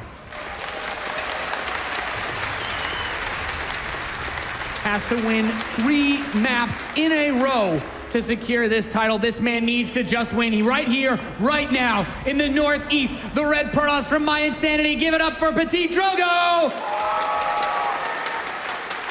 Horizontal spawns indeed, Nate, like you said. And I think this is such a unique map as well because the wide open ramp in the natural. And I feel that this is a map that's pretty well made for Bly. There's a lot of surface area in the main base to maybe drop some Zerglings in and good old elevator play. We know he loves to do that. I would not like to see Bly play gasless over here. I would love to see him just go up to 2 bases, maybe 3, but then still with a relatively quick speed. There we go. I love it, man. Like, just so he can take control of the pace of the game like he's done in the past, a little bit with slow links, but now in a much more aggressive manner. Just, you know, make him play your game, and there are so many opportunities here, you know, to go for run-bys, pick off a couple of drones, or excuse me, probes, or drop links in the main. Yeah, I love the Overlord drops on this map. You have such a wide amount of airspace that you have to worry about, a lot of places you have to deal with, and the bottom of your main is pretty far away from where the entrance of that natural expansion is going to be if you're trying to move your adepts around, and Bly has shown us already he's quite good at that multi-prong harass. So very quickly here, PtitDrogo with the probe scout will be like, okay, you spawned right here. It's a very direct path to your base. This is a pretty short rush distance if you decide to go for something like a very fast Zergling or Roach push. It is very nice, though, for Drogo that he spots the main base of Bly immediately. It's very frustrating on a 4-player map when you scout the 2 other locations first. Especially someone like Bly. Yeah, and then by the time that your probe arrives, there's a queen and a couple links, and you have no idea whether or not your opponent is playing gasless. Like, sometimes you can kind of tell by the timings of the hatchery, but it's still hard. And just seeing it with your first probe immediately, that is very nice, very lovely for Drogo. And I'm sure he's pretty damn happy with how that went. Yep, so Cybernetics Core going to come close to finishing up. Love that fast follow-up at the second gateway. He's really shown a solid way to hold against that early Ling pressure, you know, assuming they don't run around your first unit you move out on the map. So the Adept's been doing a great job of holding down the fort. Bly's getting a couple Lings out onto the map, but shouldn't be able to do too much with this. No, especially not this time, because this map is a little bit longer as well. It's a pretty large map, so these adepts... Not quite Prion Terraces. No, these adepts should pretty much be out by the time that these Lings will start chipping away or start harassing these probes a little bit. First Stargate being thrown out already. There's a good chance it's going to be just a single Stargate. I think Drogo loves to play very similar on this map to what we saw in the arena. You know, adepts into Oracle harass. Yeah. And just being annoying, trying to cause a bit of disruption, forcing some mining time to get lost. He starts the pylon in the main, in the mineral line, but you know, all things said and done, not getting the cash money scores he was getting earlier. Nope, he doesn't get any probes for free this time. What he did do is delay the pylon a little bit, so Drogo is supply blocked for just a split second. It's not crazy, but it's something that Bly got out of it. Yeah, so Bly now, he's got another hatchery on the way. Continuing to pump out Lings as speed is done. And he actually does slip inside of the natural expansion, so gets himself a couple of probes here for a few Lings. Yep, not bad. Those were the first 2 probes that he was looking for. So that's nice. And once again, there's such a wide open ramp, right? He should be able to do this over and over and over again. This Mothership Core, it's very important. There's not many mistakes that Drogo made throughout this tournament. Obviously, that's why he's in the final. One mistake we did see him make a couple of times is Mothership Core positioning, whether it was accidental or not.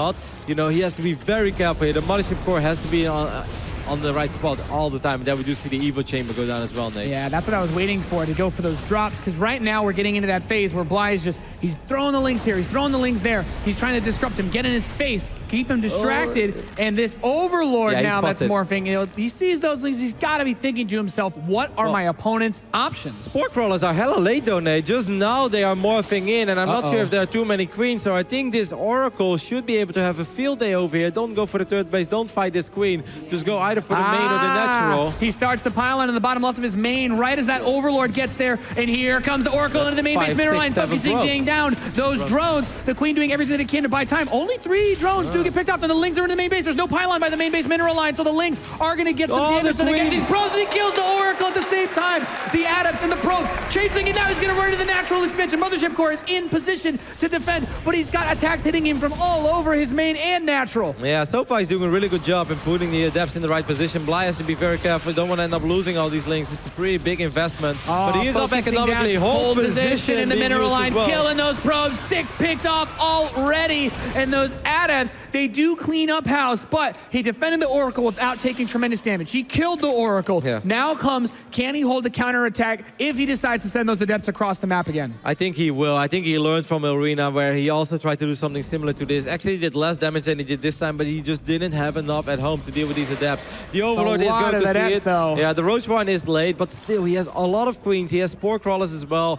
I think that Bly should be able to deal with this. I would evacuate my drones from the third base, by the way. If you want to kill drones, you got to go all the way into the natural. I don't like that there are still a couple drones here. I think these drones are super dead. This is really scary. If he takes some serious damage from this counterattack, he could lose the entire tournament, everything on the line, holding this harass, taking some advantage from the workers that he's killed. The adepts are going. They're on the ramp between the main base and the natural. The queens are getting the shots off. 10 roaches in production. The Oracle starting to clean up the links. He's going to phase into the main base mineral, and he still has not gotten on the drones. He's looking to kill the queens, but the roaches are going to start to pop out. Will they be in time to defend this attack? The Oracles are killing the drones that are trying to move between the two bases. 9 drones killed off already. Yeah, Drogo is doing some serious work here. There is actually a third Nexus on the way, so this is phenomenal regardless of what's going to happen here.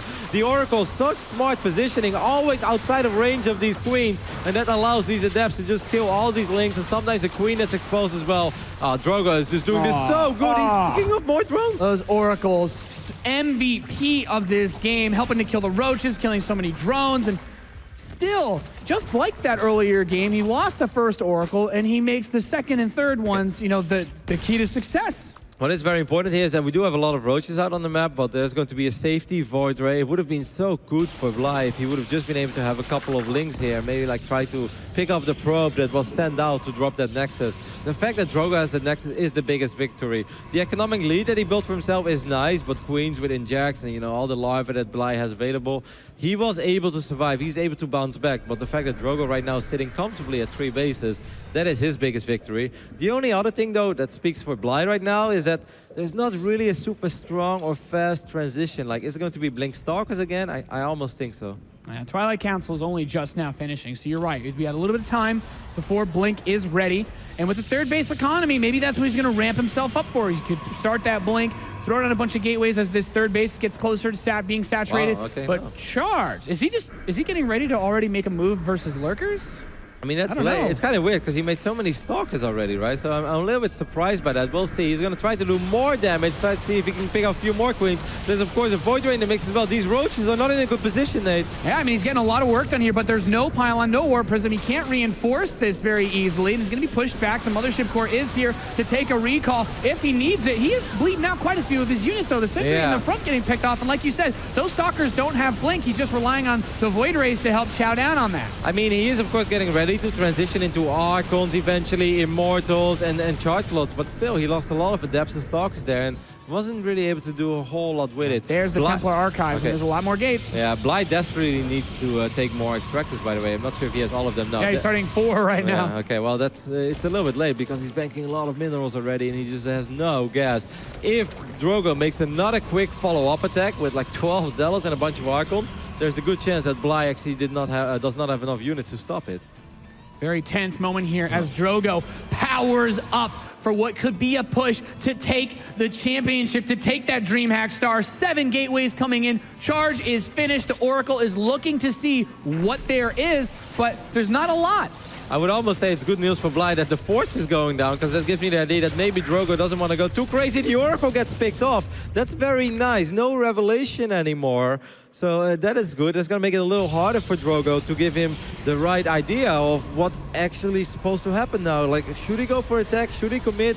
Or are we going to sing this one out? And it seems like he went for the latter, Nate, as the robotics facility goes down. Yeah, and the +1. So now the Hydralisk end's coming in. The Hive is on the way. Roaches deny a probe from starting that 4th base. So a nice little catch there for Bly. Some defensive photon cannons go up. He did take a lot of damage earlier in this series on Orbital Shipyard from those burrowed roaches. So Bly, given a little bit of breathing room here, what's the ideal move here, Kev?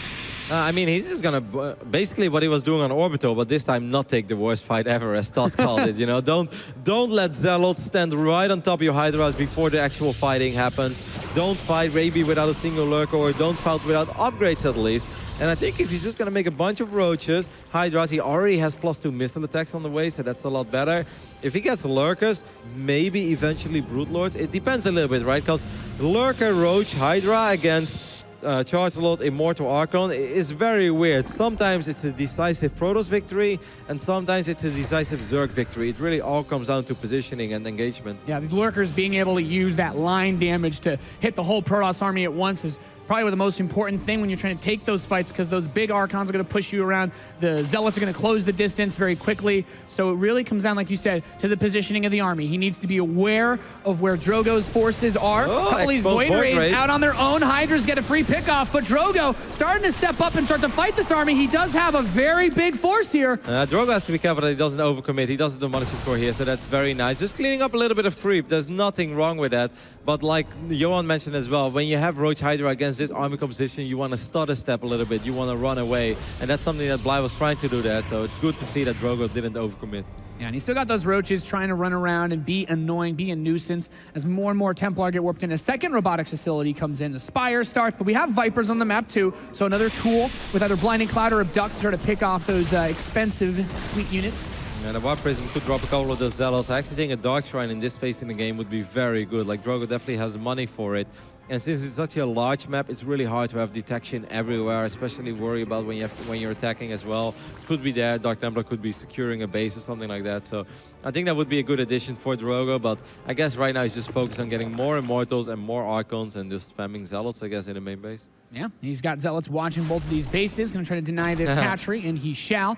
The Zealot charges in the battle. He has the Watchtower next to the other hatchery, and here's those that drop. He drops on top of the Queen, and he's got the units in position. At the same time, the big army's going to move into that northeast base to knock it down. The forces here are not ready. No, the Vipers run straight into the Archons. One of them immediately dies. He's got to pull back. This base cannot be saved. The army is going to come up. Will he be able to pick off enough of these forces? He's trying to collect some energy off that extractor before it dies. Gets the Warp Prism, but does Bly have enough to capitalize on this army position? Time Warp gets thrown down. Mothership Core dies immediately. If I was Drogo right now, I'd just be happy with this pickoff and go back. You took out the fourth base. That's awesome. Bly does have money, and the Great Aspire, as Swanka has shown us, is on the way. So I do still feel that Bly is definitely in this game. Losing the fourth is not nice, but he shouldn't die, right? He shouldn't die defensively on creep, even though he doesn't have lurkers this time. And without lurkers, it's actually a lot harder to hold against this composition, especially with High Templars and soon Storm on the way as well. I think, Storm is not quite yet halfway done, so pushing now would be, I think, a little bit more tricky to make it work. If he had Storm ready, I totally agree. I think he could punch in and actually end this game. Oh, this is getting really tense and very close. Like, do we have Vipers? Because I think he still has one. Okay, because he needs Blinding Clouds. If you don't have lurkers, you really need Blinding Clouds. It's very good against Immortals and Archons. I love the little Link counter over here. It looks like these Links have phenomenal upgrades, but it's actually not the case. They've got 0-0, but it did go through those cannons very quick. Another base picked off, though. We have the Protoss, a base up against the Zerg. Not a fun spot to be in for Bly. Corruptors are coming in. The Greater Spire is finishing, so if he gets a little bit more time, he could get a Broodlords, which are, going to be quite powerful. Yeah. But how is he going to force the fight? Runes of Saras being such a big map, I think it's very easy to avoid. And since Drogo is richer than Bly, Drogo really needs to take his fifth base as well. But then I think that Drogo can just start spamming units everywhere. And how on earth is Bly supposed to attack and defend at the same time? But if you don't attack, then eventually your opponent will have an answer to your Broodlords again. So I have no idea what is the right thing to do here. Obviously, the right thing for Drogo is not to attack into all these fights. Yeah, this is a big opportunity now for Bly if he can clean up or at least push this army back while he gets these bases. The Broodlords are morphing in, but they are not that close. I do like that. I mean, how many times have we seen Broodlords being picked off by an offensive blink or something like that? Even though there is no blink now, but I think that's smart. We mentioned that in the previous game he could have saved the base. He's going to end up losing his fourth base again. Multi-pronged aggression is so good. Every army unit rushes in for Bly to defend while that base gets knocked down. The Zealots keep pushing forward. The Infestors all alone here as this army starts to come down, and there's the High Templar. Great feedbacks killing the Infestors. But here are the Broodlords, and this is where things get a little rough, I think, for Drogo, unless he's going to put the Archons right right below it. One storm does go down, but I do not think that Bly should lose his third base here. A lot of Hydras coming from the main base right now. Storms are dealing so much damage though, but Bly should be able to clean this up, right? It seems like he's out of storms at this point, so the Hydras can continue to push forward with the roaches, and he's gonna get Drogo out of his base. Bly barely holding here, but he lost 26 Drogs. Yeah. What can he do? How big can this counterattack be? Well, it should just be everything or nothing right now. Just push! Yeah, exactly. Just push. Just go for it. There are 2 Tempests on the way, but there are plenty of Hydras. 3 Stargates, actually. So soon 2 Tempests, Void Ray, maybe 3. But look at the army supply. 113 against 74, and no immediate answer to Broodlords. This is really Bly's moment. This is not the moment to sit back and recover economically. He's got to go, man. He's going to make it happen right here, right now. And I think it's possible because there's no more storms, right? And he's got to make it happen right here. There are a good number of Archons. They're the Broodlords. The 2 Tempests are about to pop. He's got Blink on the way. And this army, this push, could be everything for Bly to keep his tournament hopes alive. The Broodlords starting to get the first shots off against these Archons. The best thing in this army with that splash damage against the Hydras. The Ravagers in the back also have the Corrosive Biles. He has the economic lead. All he needs to do is hold on. These Hydras need to get closer, though. The Hydras need to start working on Tempest. He cannot afford to lose Broodlords. One Broodlord took quite a bit of damage immediately. I don't like the position that much. I think he could have brought them more north. There are still counterattacks going on by Drogo as well. Once again, Runes of Ceres is so difficult to defend everywhere. So sometimes you just gotta make choices. I like the Roach counter. He's gonna split his forces a little bit here, trying to get these Tempests to expose themselves. But yeah, Broodlord does fall down. He's continuing to focus them. There's not that much economy here. There he goes. Okay, so he pulls the Tempests in. He grabs them, but they're gonna barely get away. The Storms pushing back the Hydras. He can't pick off the Tempests. And now the Broodlords continuing to take massive damage. Great shot with the Bile. 2 Broodlords remain, and he's trying to get that Tempest, but both Broodlords will die. Wow. Drogo holds on with his 4th base intact. He's still got roaches in his natural, but he's got the money. He's got the economy to keep pumping out more and more forces. I mean, Bly took a hidden base during all of this, and that is a very important one. You don't want to lose that one, though, because it's very important for Bly that he keeps this base alive. Are the units here in time? Are there queens? No, there are not. This hatchery will fall. That is a very big pickoff for Drogo. Shutting down the economy even more for Bly as his forces, some of them getting caught out there a little bit. He had an opportunity to try and punch this one in, but now Drogo is setting himself up. He is preparing to possibly win this Dreamhack right here, right now, if Bly makes any more mistakes in this game. Excellent army positioning here before by Drogo. He did such a phenomenal job in buying time for those Tempests, and the Tempests just slowly but steady chipping away those brutes. Killing the 4 brutes is really all he needed. He now is going to deny what he thinks is the 4th base again, but it's actually not. So this hidden base could definitely be a problem, because let's not forget that Drogo is not that rich anymore either. Most of the bases are mined out, so be careful. But I mean, which units that Bly has should Drogo be very afraid of right now? I mean, I guess the biggest fear is that if he could just slowly shoot away at those Tempests, because right now, he's trying to squeeze out another Broodlord or 2, but you still have those Tempests on the map, and as long as he keeps pushing those, you're going to have a really rough time getting any forces on top of those armies with the Broodlords. Yep, Drogo is going to try to run via the south side of the main base of Bly, see if he can find something there, see if he can find another hatchery. More High Templars as well, making their way across the map, so a couple storms are available. Like, Hydras could have been very scary if there was no storm, but since there is storm, I really don't think it's all that scary. And this army of Drogo is starting to look more and more intimidating, even though it does have a... Oh, he just killed his own Ravager with cross the bow. Mutiny again. Friendly fire. Definitely one of those things that's going to come back to bite him, as they both have such little money. But now Drogo takes this Nexus on the right side. He cleans up the roaches. He can start mining. And he's just had this economic lead over the Zerg player for so long in this game. Yep, very important that he gets another base, because the main and the natural obviously completely mined out. He even lost the Nexus, I think, in the natural. I don't even know when that... to those roaches, I guess the roach counterattack. So it's important he secured another base. Good revelation, actually, to tag this army, but he's got the Vipers now. Is he going to be able to pull some of these forces back? Grabs on one of the Archons. Is there enough anti-air to kill the Tempest? If he pulls those in, grabs one, it dies, gets number 2. Also, they put the Storms hitting this army in a big, big way as the Zealots continue to charge through. He grabs the Mothership Core. That will die as well. He's doing everything that he can. Another great Storm coming in. And Drogo, he's pushing in. He's pushing in for the victory, trying to secure this Dreamhack title. He just might be able to get it right now with the 4-1 over Bly. The man on fire has been extinguished. 60 supply to 128. There is nothing left to stop these Tempests, these Archons, these Immortals. 2 more Broodlords on the way, but it's not going to be enough. Everything getting ripped to shreds by Drogo. He's trying to get out a few more roaches, Nate, but I'm with you. Drogo is going to be able to win his first big StarCraft tournament ever in his career, as he has Void Rays, Immortals, Zealots, just ravaging everything that Bly has to offer. Bly trying to make a last-ditch effort here, desperation hold, but there is no answer to anything that Drogo has. There's just too much in his base. These Tempests assailing him from afar, more rallied across the map. Drogo did a phenomenal job of securing his economy and constantly putting on pressure with those Zealots, with those Oracles, and he has reaped the benefits. He is going to be your champion here at Dreamhack Zoe Open. It's a phenomenal result for him, one of the closest 4-1s I think we'll have ever seen. GG! Drogo is your champion!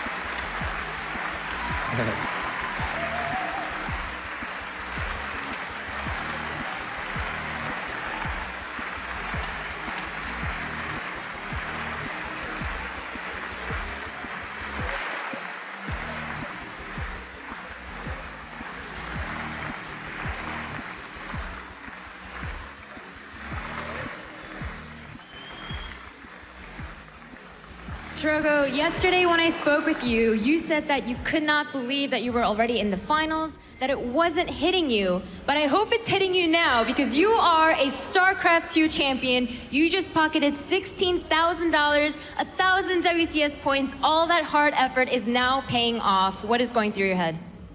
Well, you know, like, yesterday, I was just a random dude, like, trying to be the best. And even tomorrow, like, I'm just gonna go back into the ring and I'm going to have to prove everything all over again. But today, I'm a champion. Today, I'm the fucking best.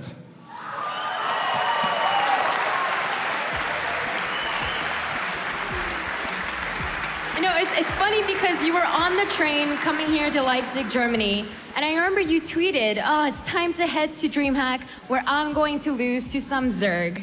And yet, that is not the games that you showed us one bit. In fact, I'm sure Protoss players all over the world are watching your games and studying it, because you've shown such a variety of style. You've shown that you're great at your harass with your oracles and adepts, and you've shown you can macro. I mean, how does it feel to come into a tournament saying one thing and then just show that you're absolutely dominant at it? Well, I was always good at PvZ, but recently I was not like winning most of them game in PvZ. So I was really upset with myself, but you know, winning more than 50% of your game is enough in the tournament. So I'm really happy now, because I practice PvZ a lot. All right, and last but not least, we just mentioned that this is your first time being a StarCraft II champion. You were also the first StarCraft II champion of 2016. Is this just the beginning for you in this year?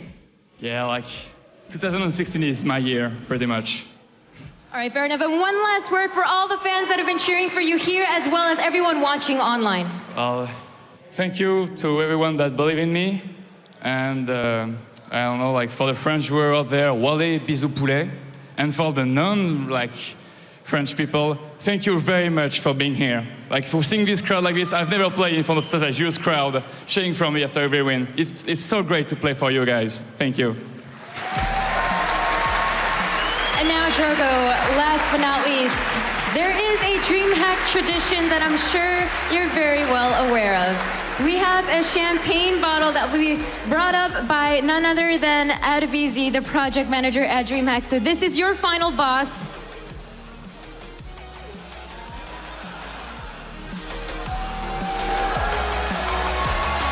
And there you have it. Drogo is your 2016 first Legacy of the Void champion.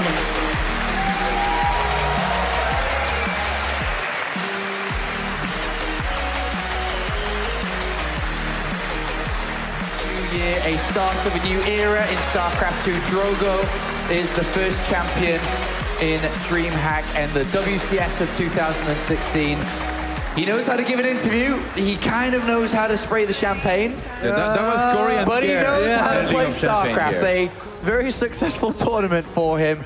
And it's a lot of hard work paid off. He said it, he's practiced, he's going to go straight back into the ring tomorrow, straight back to practice tomorrow and get ready to play again at the next tournament. But right now he is a champion, and rightfully so. Today is his day. This is his moment, and he's absolutely right to enjoy it in every shape or form. I love it. Like everything you said, I just agree with, man. He's a really cool character. It's not like it's out of nowhere. He's definitely been on the rise for a while. Multiple quarterfinals, even quarterfinals where he was in a good position, where maybe nerves got the best of him. He did make it to a final once at Aces Rock in the heart of the Swarm, but back then people said like, well, he's a one-trick pony. The only thing he can do is blink stalkers and sentries. Well, he's showing us here in Legacy of the Void that is not true. That's incorrect. He can do so much more. And we've talked about it a lot, but France continues a winning tradition in StarCraft in the last couple of months. We had Lilbo in Season 3. We then went to see Firecake continue to perform well, may not necessarily be winning the big tournaments. You've got Marine Lord with the 5-0 recently in Nation Wars 3, and now, against Korea that is, and now Drogo has picked up a championship as well, Todd. And they're here to stay, man. I don't know, like it seems like it's really Stephano that ignited this by having such great results overseas in the biggest tournaments. A lot of French players, it kicked in their head. They were like, let's work hard, let's try and do the same thing after working very, very hard for a long time. A lot of them, their efforts are coming to fruition now, and Drogo is one of those players. There is even more players that are not nearly as known, but that were there as well, that did okay, you know, advanced maybe one group stage or two, but that are promising players. And I'm pretty sure it will continue like this. We will see more of these French players do very well. And unfortunately for Bly, his fire was put out in the finals today. But it's a fire that's going to reignite for sure, because I'm sure he's going to be more motivated than ever to get back to where he just was today. It's his highest. When you look at it in terms of back in 2012 to 2016, it's a very different game. It's a very harder game than it was back then. He'd look at this as probably a better result than he had back in 2012.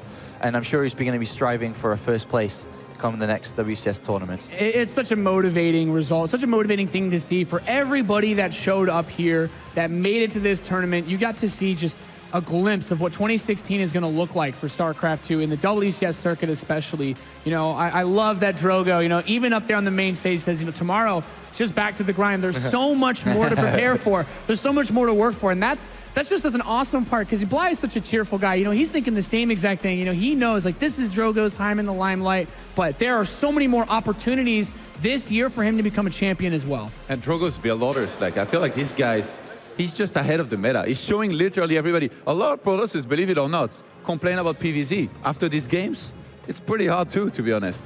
Like, I myself, I have a lot of trouble against lurkers, but you watch Drogo play, you're like, how can you ever complain? Just play like kind of like him, use his style, and you'll be able to do very well. Like, it's very hard to do justice to his builds, you know, just by talking a little bit. I feel like maybe only some of your tutorials will do them justice. So I hope you get back to work when you get home, but these builds were so good. A great start for Drogo, and I'm sure there's going to be more to come. No, for sure. I mean, he's very fired up, and he's so ready to make this phenomenon. He's already talking about BlizzCon. That's so many months away. That's so many tournaments away. It's definitely going to be a roller coaster year as well. Like, we can hardly expect him to win back-to-back events. Like, obviously, it's not going to be all rainbows and butterflies throughout the entire year, but I think this is a very good start. And, you know, somebody that's that good and practices that much and has that much motivation, like, I don't see why we won't see him at BlizzCon. There's a realistic shot he'll make it. And a very successful start to the season, to the 2016 World Championship Series circuit. There's a lot more to come, with the next event being the Winter Championship, which is just around the corner at the 1,000 points, right? Huh? It's 1,000 points, right, for the winner? Yeah, 1,000 points here for Drogo. That's pretty insane, actually. If you come to think about like top 16 at 3,000 plus, you know, just a couple more results through there, like, it's definitely a good start here. It's a fantastic start. Dreamhack Austin in May as well. Was Dreamhack going over to America, Rotti? I'm sure you're gonna be excited for that one as well. Oh, of course I'm excited for that one. Not only is it in America, but it's going to be on my birthday too, so it's so sick. Oh, is it? Yeah, May 8th. Oh no, that's a dangerous combination, that is. We're gonna have a lot of fun over there. It's the final day as well. It's the final day of the event. The after party is gonna be electric if it's your birthday party. In the club at Dreamhack. Maybe for once this silly hashtag will actually be accurate.